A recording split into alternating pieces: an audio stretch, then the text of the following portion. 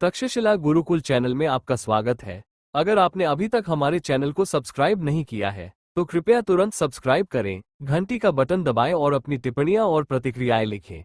अपने दोस्तों के साथ ज्यादा से ज्यादा शेयर करें। हम ऑनलाइन कुंडलिनी राजयोग दीक्षा और 6 महीने में कुंडली सक्रियण प्रदान करते हैं। 8. निश्चित ज्ञान का वचन। निश्चितता मांगो, सत्य का निर्धारण करो। निश्चितता का ज्ञान वृक्ष का मुख है। शशिधर के भगवान ने कहा, हे मेरे बेटे, मैं तुम्हें निश्चितता के ज्ञान के बारे में बताऊंगा ताकि तुम्हें कोई संदेह न हो। विनती के साथ सुनो। सत्य समय और कर्म से परे है। अब तुम्हें सच्चे आत्म सिद्धांत को जानना चाहिए जो अस्तित्व की जड़ को उखाड़ फेंकता है। इस संसार में संदेह केवल आसक्ति काम है। मूर्ख केवल वासना का खेल देखते हैं। सच्चा और सुंदर आत्म रूप दिखाई नहीं देता। जैसे कंगन या हार शुद्ध सोने से बनता है, समाधि अभ्यास की शक्ति से सभी वासना विचार नष्ट हो जाएंगे और वापसी के बिंदु से परे निश्चितता के ज्ञान पर अधिकार हो जाएगा। निश्चितता का ज्ञान ही खजाना होगा। आप कितने निश्चित हैं और आप स्पष्ट रूप से समझेंगे कि एक बेटा जो ज्ञान के आनंद में इतना तल्लीन है कि उसे अपने पिता की विरासत नहीं मिलती है। यदि पुत्र तपस्या द्वारा पवित्र हो जाए तो पिता प्रसन्न होकर उसे अपना उत्तराधिकार प्रदान करेंगे। इसी प्रकार जो शिष्य सांसारिक दुर्गंध को त्याग कर शुद्ध एवं बुद्धिमान है, उसे गुरुदेव कहा जाएगा। ऐसा शिष्य दार्शनिक कहलाएगा और वह विभिन्न सांसारिक ऋणों को चुका सकता है। परंतु एक अच्छे गुरु जिसने अपने जैसा शिष्य बनाया है, उसका ऋण चाहे वह कुछ भी दे, चुकाया नहीं जा सकता। हे पुत्र, अपने आप को जगत के स्वामी गुरु के चरणों में अर्पित करो। यदि शिष्य को आत्मज्ञान के मार्ग पर आगे बढ़ना है तो उसे अपना जीवन एक सद्गुरु की सेवा में समर्पित करना होगा, तभी उसे ब्रह्मज्ञान प्राप्त होगा। अर्थात गुरु की कृपा से वह जागृत अवस्था को स्वप्न सृष्टि के रूप में देखता है, यहाँ तक कि जब वह अपनी आंखें बंद करता है और खोलता है, वह स्वयं गुरुदेव है, अपने अलावा कुछ भी नहीं जानता। क्या सभी शिक्षाओं का अर्थ केवल क्षणभंगुर है? यदि साधक सद्गुरु के चरणों में सर्वस्व समर्पण करने के शुभ अवसर पर लोभ से विमुख हो जाए तो उसे जन्म मृत्यु में नरक की निम्नतम यातनाएं भोगनी पड़ेंगी। जादू, छल, कपट और मंत्र विद्या सिखाने वाले साधारण गुरु घर घर में विद्यमान होंगे, किंतु जन्म मृत्यु की चिंताएं उनसे दूर नहीं हो सकती और सद्गुरु के अतिरिक्त किसी में भी इस भय को दूर करने की क्षमता नहीं है। सद्गुरु की शिक्षाओं का स्मरण करते हुए जब तक कि वे उसके अंतःकरण में निश्चित न हो जाएं, वह वास्तव में ब्रह्म हो जाएगा। सद्गुरु में अपने पर विश्वास करने वाले शिष्य को मुक्त करने की क्षमता होती है। वे ईश्वर हैं, गुरु के समान कोई नहीं है। आदि शक्ति भी उनकी दासी बनकर उनकी सेवा करती है। ब्रह्मा और हरिहर जो भक्तिपूर्वक उनके चरण कमलों की पूजा करते हैं, वे अपना सर्वस्व त्याग देंगे, अपना अभिमान त्याग देंगे। किंतु देवताओं को अभी तक मैं कौन हूँ इस प्रश्न का उत्तर नहीं मिला है। एक सच्चे शिष्य को ऐसे शक्तिशाली गुरु की छाया और जिस जल में उसने स्नान किया है उसकी छाया भी नहीं लांघनी चाहिए। जहाँ लोग चलते हैं वहाँ उसके पैर नहीं रौंदे जाने चाहिए। यदि वह सावधानी से इस प्रकार न चले कि उसकी छाया गुरु पर न पड़े तो वह नरक से नहीं बचेगा। 9 अशिष्यों के लक्षण। हे षण्मुख, उसके बाद तुम अशिष्यों के लक्षण सुन सकते हो। यदि सद्गुरु के पत्ते पुण्यात्मा शिष्य के कर्मों के क्षेत्र में फैल जाएं तो वह मूर्ख है। ये दुष्ट शिष्य गुरु की निंदा करेगा, ये तर्क देगा कि गुरु के वचन सत्य नहीं है और खोखली शेखी बघार अपना स्थान स्थापित करेगा। वह अज्ञानियों द्वारा छुआ जाएगा, वह पापियों द्वारा गुरु कहलाएगा। वह अपने अच्छे आचरण से ज्ञानी गुरु को अच्छी प्रसिद्धि नहीं दिलाएगा बल्कि अपनी मनमानी करेगा। यदि कोई पूछे, पिताजी यह आपका क्या आचरण है, तो वह कहेगा, आपको पता नहीं क्या करना है, आप मुझे क्या बता सकते हैं? जान लो कि यह पापियों का गुरु है। अपनी गणनागतक छलपूर्ण बुद्धि से वह दूसरों का भला करने का दिखावा करते हुए स्वयं को हानि पहुंचाएगा। वह अपने कर्मों के फल के बारे में चिंतित रहता है, गुरु की सेवा में छल करता है, स्वयं को सजाता है, अपने शरीर और हाथों का ध्यान रखता है और एकांत में बैठता है, किसी को भी अपने बुरे मन का पता नहीं चलने देता जैसे पक्षी। ऐसा व्यक्ति पापी गुरु के रूप में जाना जाता है। वह आत्मविश्वास की गंध के बिना एक बुद्धिमान व्यक्ति की तरह बोलता है। वह व्यर्थ में बुराई बोलता है।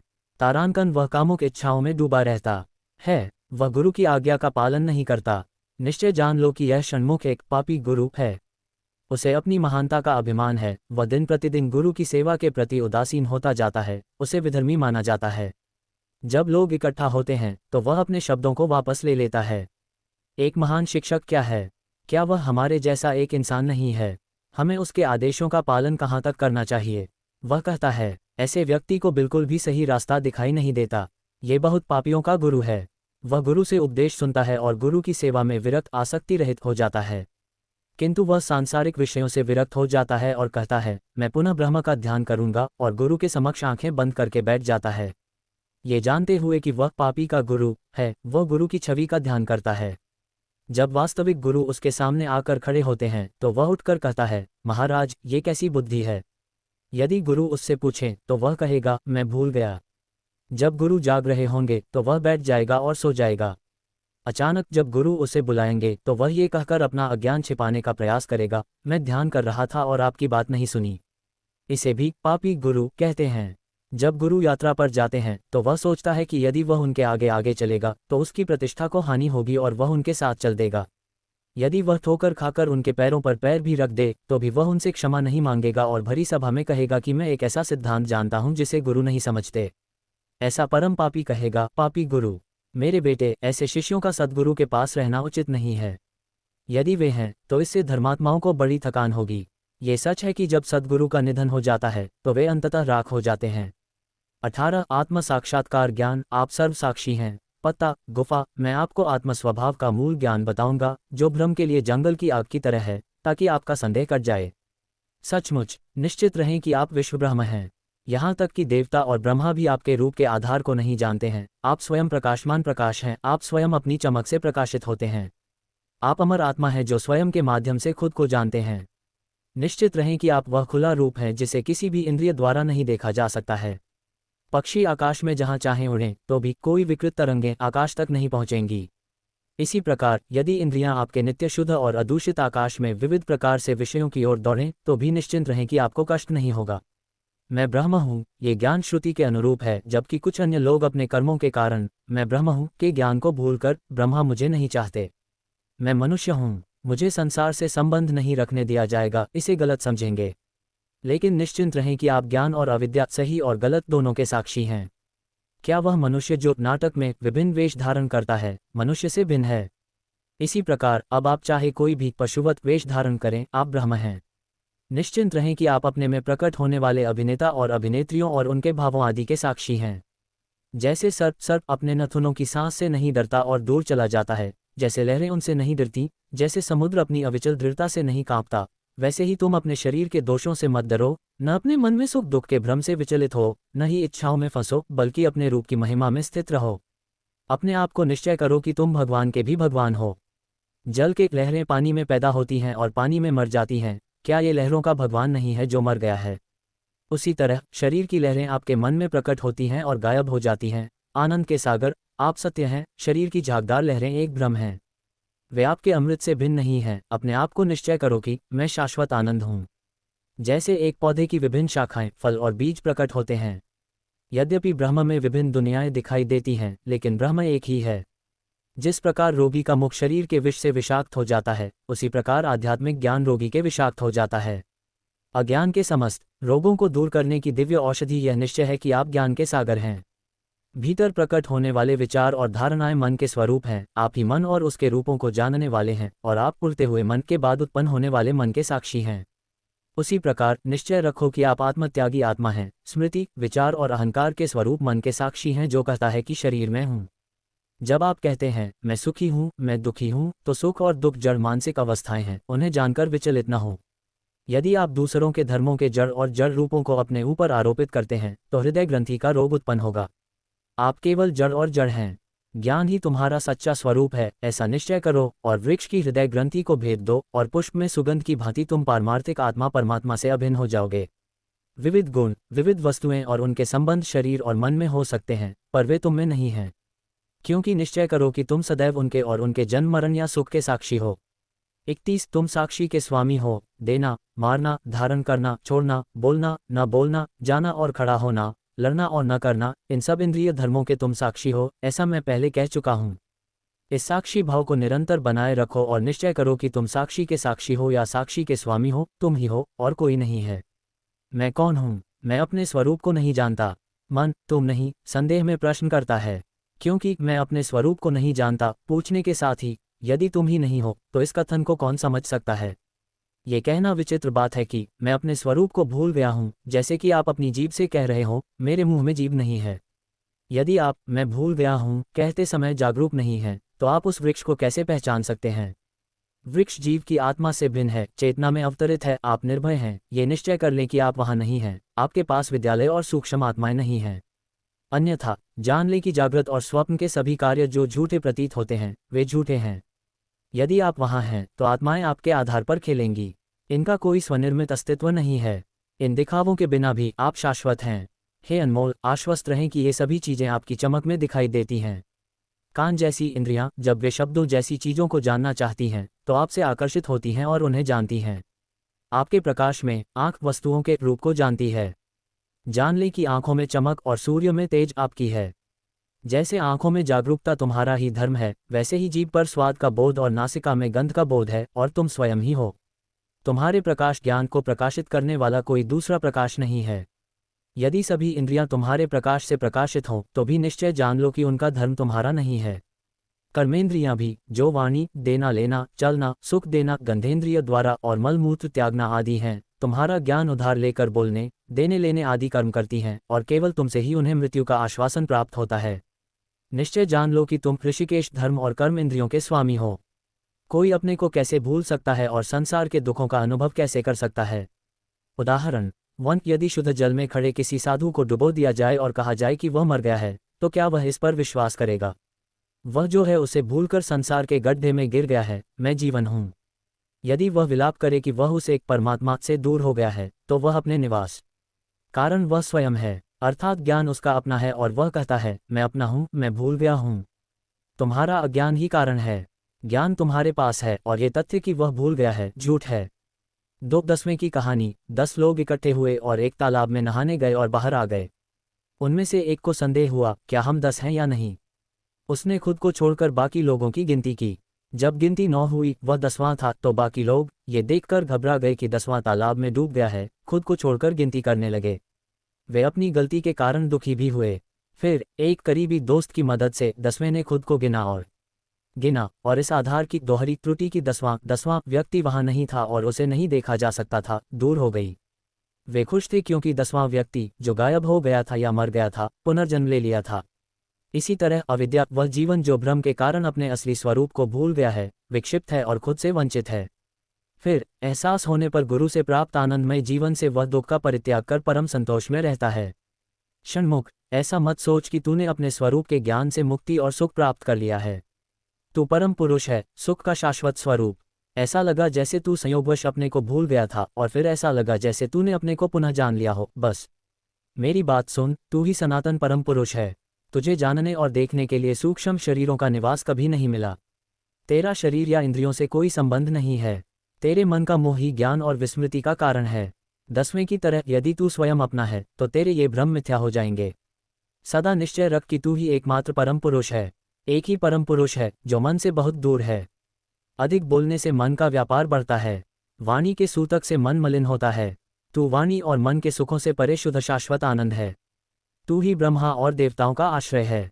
सूर्य या चंद्रमा की केवल एक ही छवि देखने वाले को एक आकाश में, दूसरा जल में, 2 प्रतीत होते हैं, लेकिन छवि और प्रतिबिंब में कोई अंतर नहीं है।